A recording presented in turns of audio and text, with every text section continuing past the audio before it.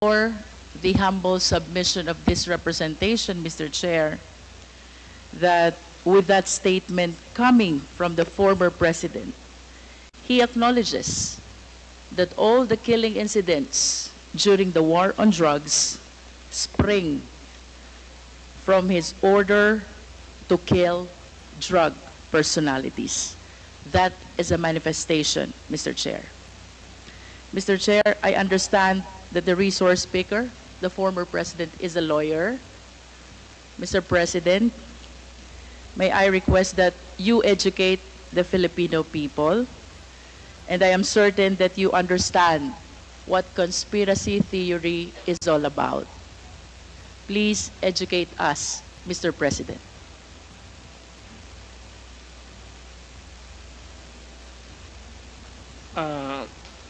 I may have some lapses already, but I will give you the definition of a conspiracy to commit a crime when two or more persons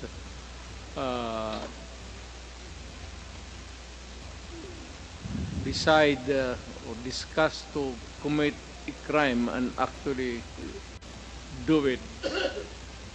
More or less ganon ang takbo ng ano.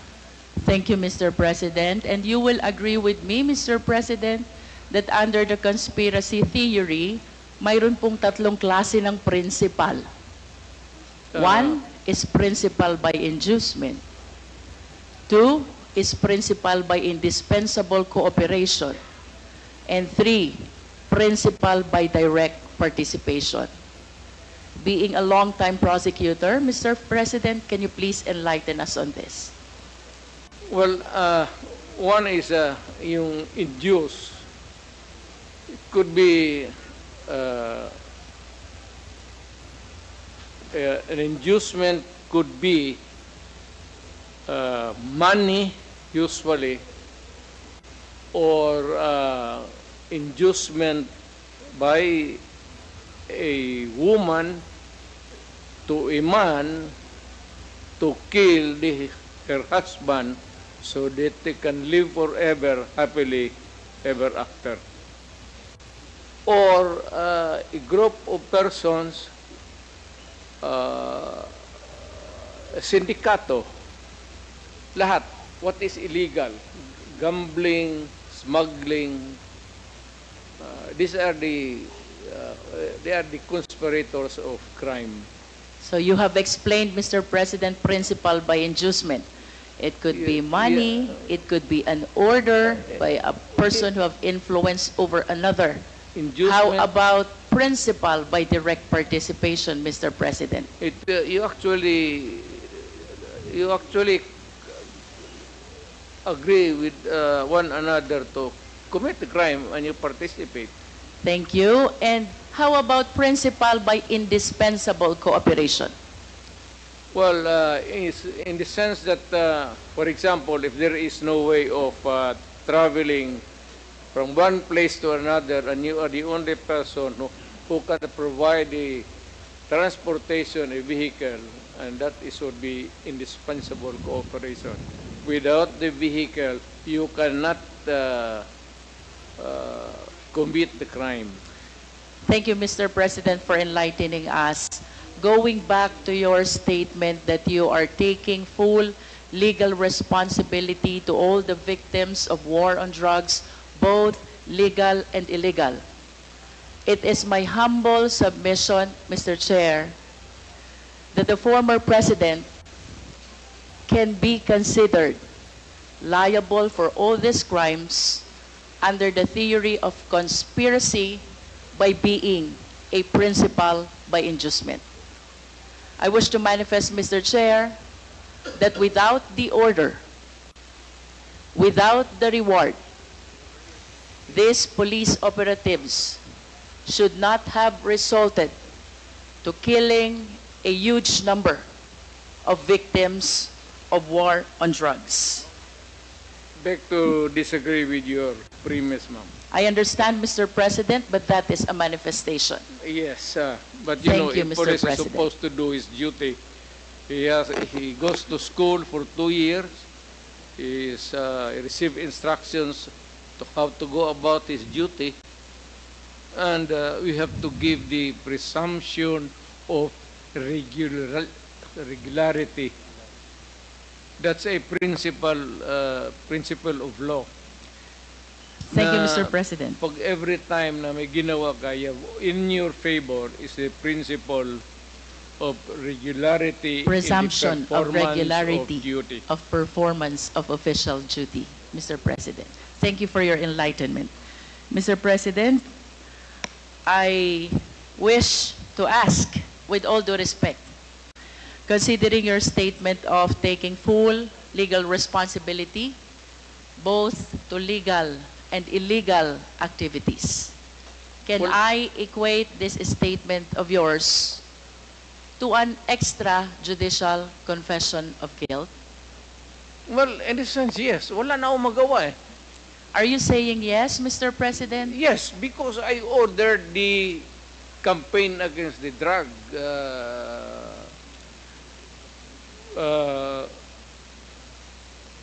syndicates. At kung anong ginawa nila, whether illegal or not, it was ako ang nag-utos. In that sense, I take that responsibility of their actions. Wala akong magawa eh. Commander ako, nag-utos ako. Puntahan ninyo yan. Just like a commander, or not a military, police, iutusan mo. Pag may nangyari dyan, magkabulyaso, whether right or wrong, iyo yan. Iyo talaga yan. Kung hindi ka naman bobo na mayor, hindi mo iwanan yung tao na inutusan mo. Unless yung pumunta doon, inutusan mo mag-operate ng illegal gambling or mga droga, tapos nag-rape, kung anong ginagawa na kabalastugan, ako na mismo ang papatay, hindi na kailangan na hintayin mo pa.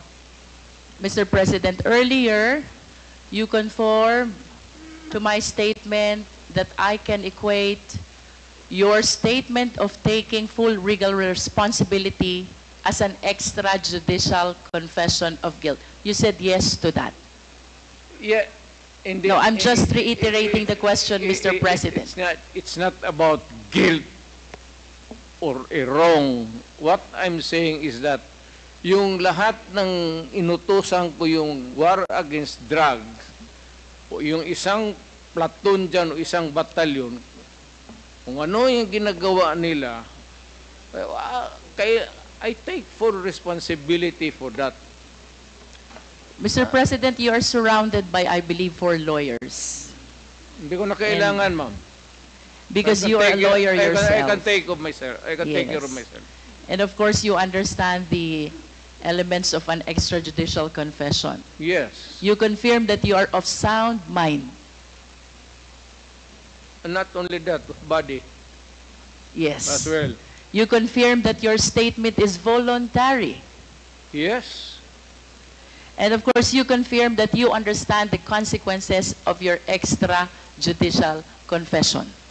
Hindi naman alam ko ngayon, hindi naman ito korte. So, I understand, Mr. President. That's why we call it extrajudicial confession.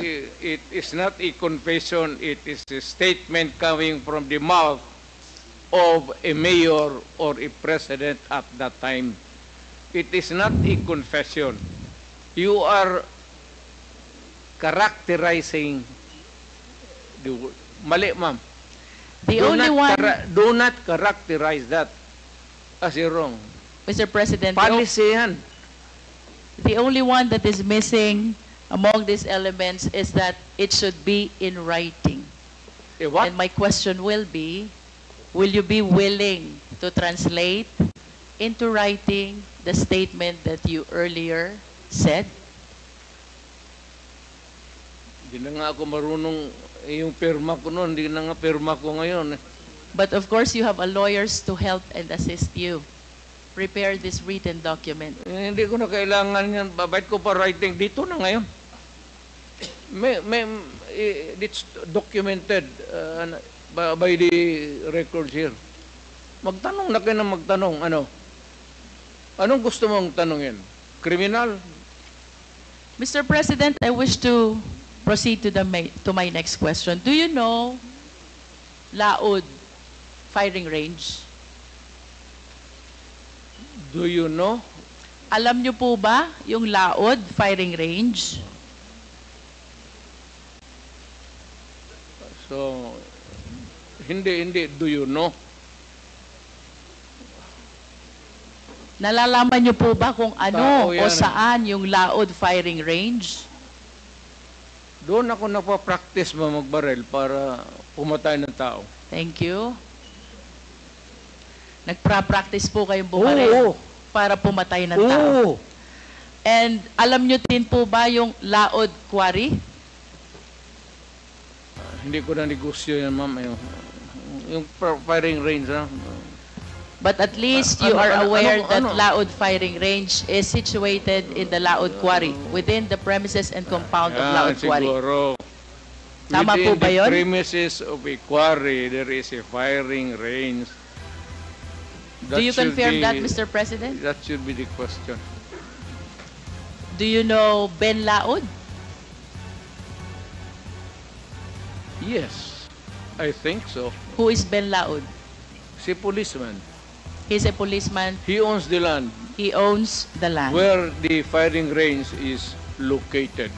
And do you remember, Mr. President, that the CHR, during the time of the former chairman, Laila de Lima, investigated and inspected this Laod Quarry, where they were able to discover human bones. Are you aware of that?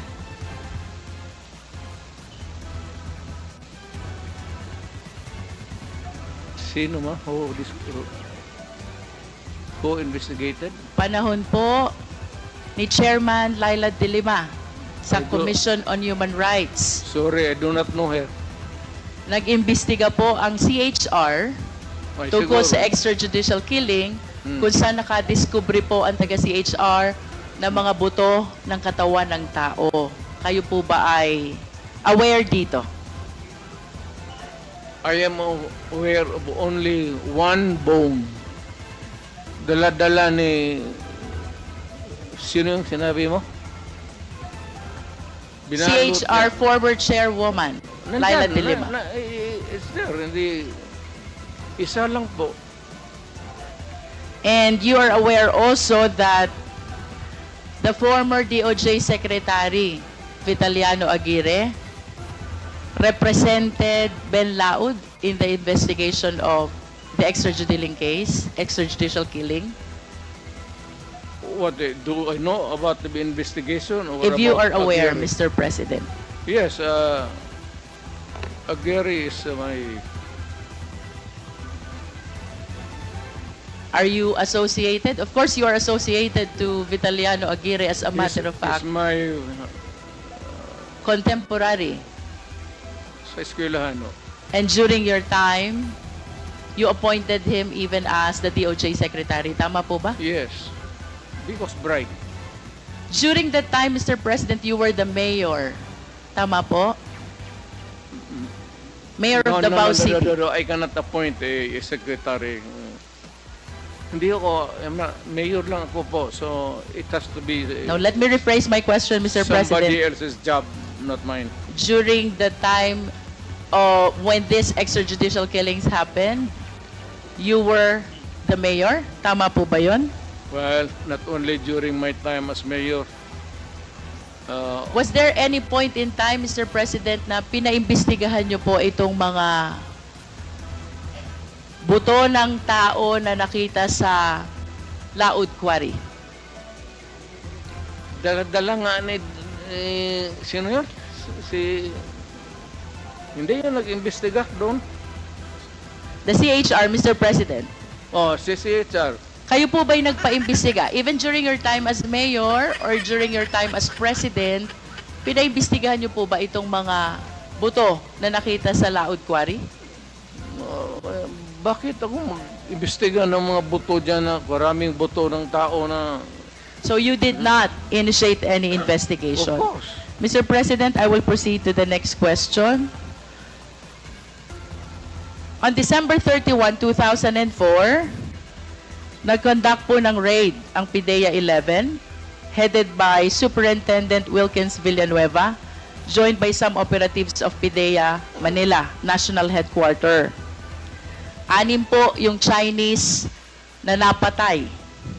But in addition to this Chinese, a certain SPO4, Val Carillo, apprehended Alan C. along with 10 other companions. Based on the affidavit of Mr. Las Cañas, Mr. President, you ordered the killing of Mr. Alan C. along with the 10 other companions. That is not true. That is a job of the police. Hindi ko trabaho magpatay, ma'am. There are 2 important observations in his affidavit, Mr. President. Ang sabi po niya dito, si Alan C. ay nag-offer ng 200 million for the release of the 2 chemists and another 100 million for the remaining 8 personalities. But when he tried to seek your permission, you refused, and you even said, madami kayong intel funds. Totoo yan. Kung bribery siguro yan. Hindi ko, never in my... Are you confirming, Mr. President, that during this time, Las Cañas and Sunny Buenaventura sought your permission whether to release Alan C. and the 10 others in exchange of the 200 million plus 100 million? Siyadong maraking pera yan, ma'am. Totoo yan. You are denying it, Mr. President. Of course. But do you confirm that when you refused this offer, you even told Sunny Buenaventura and Arturo Las Cañas that you have ample intel funds, so you don't need those bribes, if you call it bribe? I do not remember making a statement like that. But money for operations against crime, malaki ang funding ng Davao City. Another important observation, Mr. President, these 11 personalities were asked as to the whereabouts of their passport. Alan C. said that his passport was taken by the operatives, while the 10 others, ang sabi po nila, hawak ng employer nila. And the employer was named as Michael Yang. What can you say about this? Nothing to do with it. Wala akong pakialam dyan. Hindi ako nakikialam ng mga passport. Mr. President, to conclude the question about this Dumoy raid, this is the raid of the PIDEA which happened in Davao Shabu Laboratory on December 31, 2004, where 6 Chinese personalities were killed during the raid, and the 11 others were brought to Laod Quarry, where they were summarily executed and buried upon your order, according to the testimony of Arturo Las Cañas. Do not believe Arturo Las Cañas. Let me proceed to Binubula ka the lang yan. next question, Mr. President. In 1993, Mr. President, binomba po itong St. Peter's Cathedral in Davao City where 7 died. Naalala niyo po ba ito?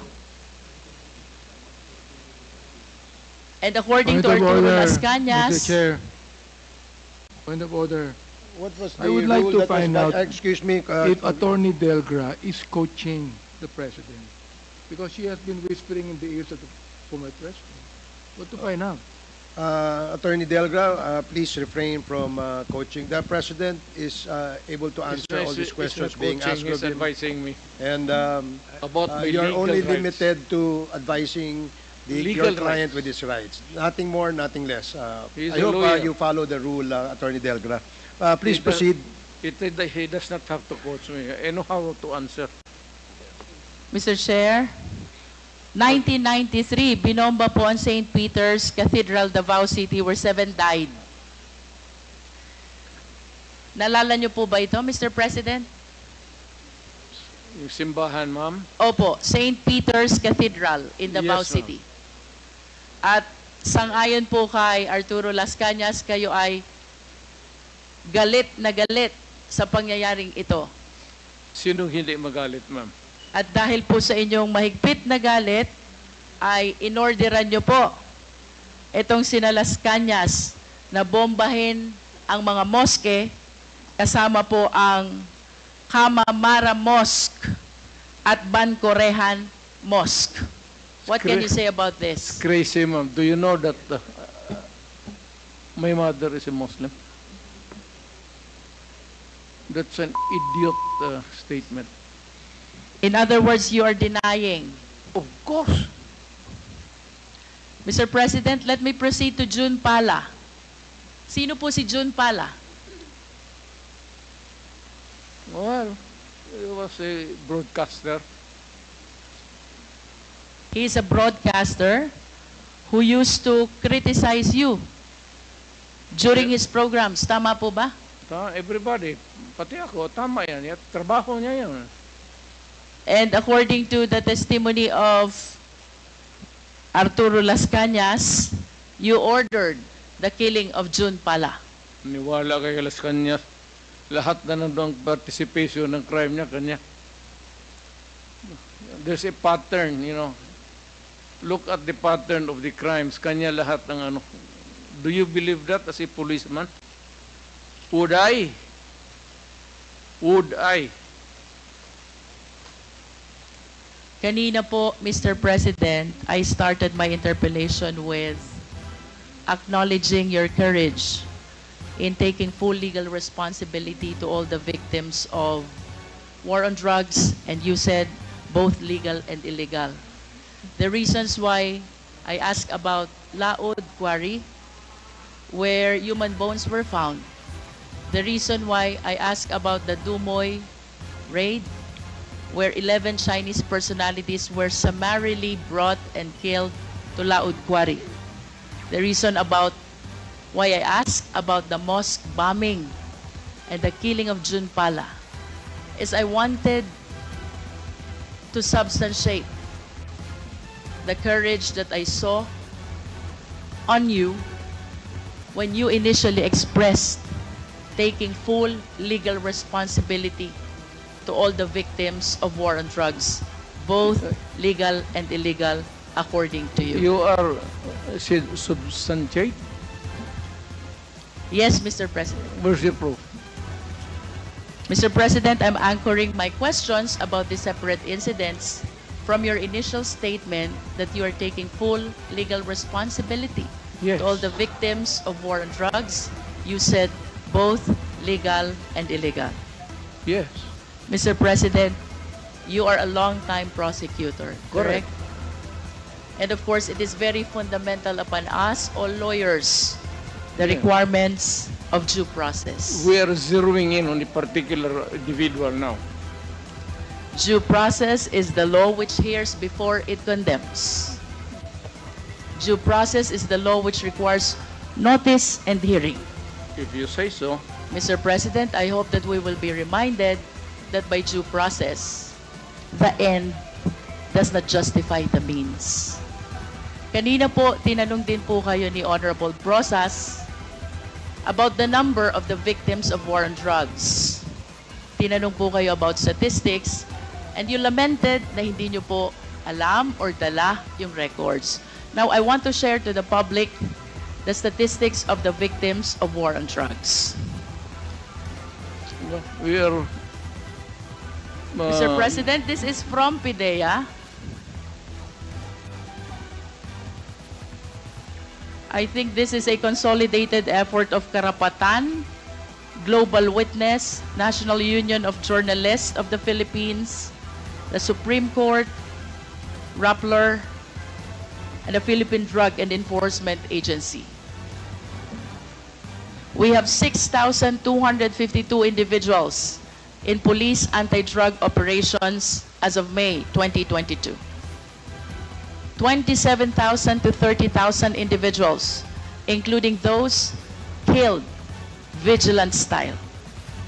427 activists, human rights defenders, grassroots organizers, as of December 2021.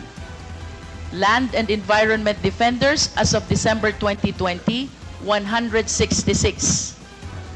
Journalists, media workers as of April 2022, 23 victims. Judges, lawyers, prosecutors as of December 2021, 66 victims.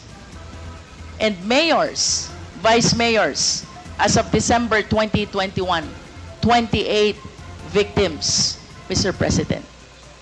Mr. President, my question is, when you implement war on drugs, did you strictly comply with the requirement of due process? Yes. Mr. Chair, I will wrap up. Thank you, Mr. President. Mr. Chair, it is my humble submission that contrary to the answer of the former President, I humbly believe that the former President and his war on drugs never complied with the requirements of due process. The statistics show, Mr. President, the huge number of victims of war on drugs. If my memory serves me right, during the time of Aquino administration, there are like around 200, and during the present administration, there are around like 200 victims as well of war on drugs. Given these statistics, Mr. Chair, this is almost or around 31,000 victims of war on drugs. If indeed they follow the requirement of due process, wala po dapat ganito karaming patay. At ang dapat, maraming kaso na pending in court. I hope all of us will be reminded by the fundamental law that no person should be deprived of life, liberty, and property without due process of law. By Mr. President's own admission of his accountability, both to legal and illegal actions of the police, it is the humble submission of this representation, Mr. Chair, that the Quadcom is ready to make a recommendation for the filing of the necessary action in court. That is a violation of the law, RA 9851, Act defining and penalizing crimes against international humanitarian law, or at the very least, the murder cases as defined under the revised penal code. To finally conclude, Mr. Chair, last series of questions to Mr. President, again to substantiate the courage that he was able to show during the initial part of this hearing. Mr. President, in the past hearing of Quadcom, may 30 Chinese drug lords na napatay sa Davao Penal Colony. Are you willing to take accountability and responsibility also for this? Wala na ako niyan, ma'am. Nandito na ako sa Maynila. So, you're saying no. Oh, well, kung gusto mo isali yan, idagdag mo na, okay lang. How about the death of General Barayuga, the PSCSO Secretary? Are you willing to take full legal responsibility for this? I do not kill generals. The death of Mayor Aldong Parohinog and the 15 others in Osamis City, are you taking full responsibility on this? Hindi ako nagpapatay ng mga mayor, ma'am. The death of Mayor Espinosa of Albuera Leyte, are you taking full responsibility on this? Hindi, ma'am. That's my birthplace. The death of Tony Halili in Tanawan City. Malayo yan siya sa akin, ma'am. The death of Mayor Perez of Los Baños. Lalo na. Ibalik ko po dun sa una niyong sinabi. If you are denying all this, alin po yung tinutukoy nyo when you said you are taking full legal responsibility to all the victims of war on drugs, both legal and illegal? Yes. Kasi order ko kasi that was my campaign against drugs. Na yung, alam mo, maraming istasyon, maraming pulis. Kung nagkaletse-letse doon, hindi ka maghugas ng kamay. dapat sabihin mo, akin dyan, kasi of course, nagkamali sila. Now, if there is an appropriate action na gusto ninyong ilabas, then file the case in court. Wala namang pigil. Matagal na yan yung sabi extrajudicial killing. I am challenging anybody or everybody who makes the accusation, whether it is really true or not. It may be true. File the case in court because may korte tayo. And even if I will admit na totoo yan, you have to go to court because I will make the admission there again. Are you saying, Mr. President, that when you go to court, you're willing to admit also your accountability for all the deaths during the war on drugs? Ay, of course, may abogado man ako, ma'am. Kung ano sabihin ng abogado ko, sunod ako. I hope that everything that you said before the Quad can be reduced in writing so that truly we can believe that you're taking full legal responsibility to all the victims of war on drugs, both legal and illegal, because as lawyers we believe that by extrajudicial confession, we have to put that in writing, Mr. President. Totoo yan, ma'am. I order the campaign against drugs. Hindi ako it's a policy of government or of the president. Hindi ako maghugas ng kamay. Hindi ako magsabi, hindi, kasi yung department, hindi, akin yun. Mr. President, last question. If one of these days the ICC will come, will you voluntarily submit yourself? Sipain ko pa sila, ma'am. But you said a while ago that if somebody will sponsor your fare to the ICC, you will voluntarily submit yourself to their investigation and jurisdiction. Yes. Pero kung sila magpunta dito, sipain ko. But will you confirm that you are willing to submit Oh. voluntarily yourself to ICC? Punta ko doon, sipain ko din sila. Same. I have nothing further, Mr. Chair. Thank you, Mr. President. Thank you, Congresswoman Luistro. The next to interpolate. Yes, Mr. Attorney Chair, Bell. with all due respect, Mr. Chair, the Sunday bombing of Davao City is known to me personally because at that time I was the chairman of the Human Rights Committee of the Point of order, Mr. Chair. What is the point of order, Congressman Acop?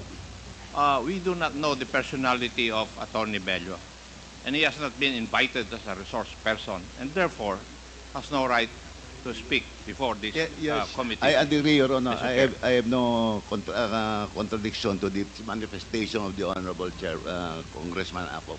But I just want to inform this body of what the Easter bombing is all about. Because the Honorable Congressman Luistro mentioned about it.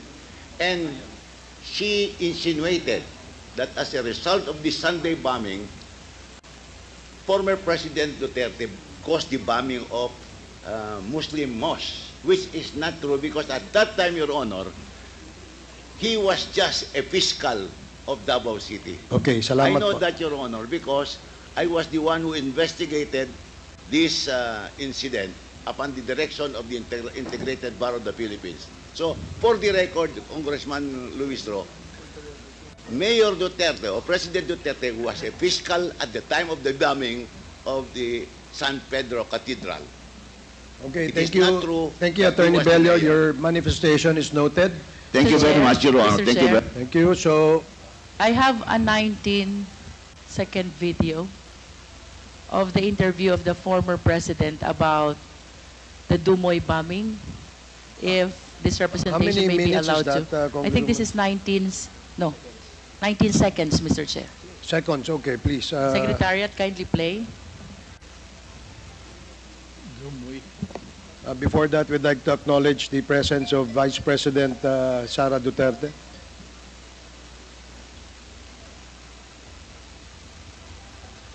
Secretariat, can you please play the video?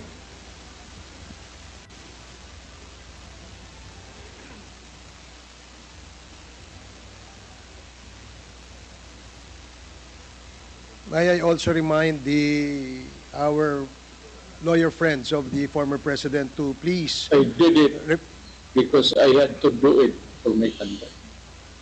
Hindi nila na ginawa mo. Kaya yung sa Dumoy, umubos ko talaga. Sir President, Mr. Chair. I did it because I had to do it for my country. That's it? I reiterate this statement.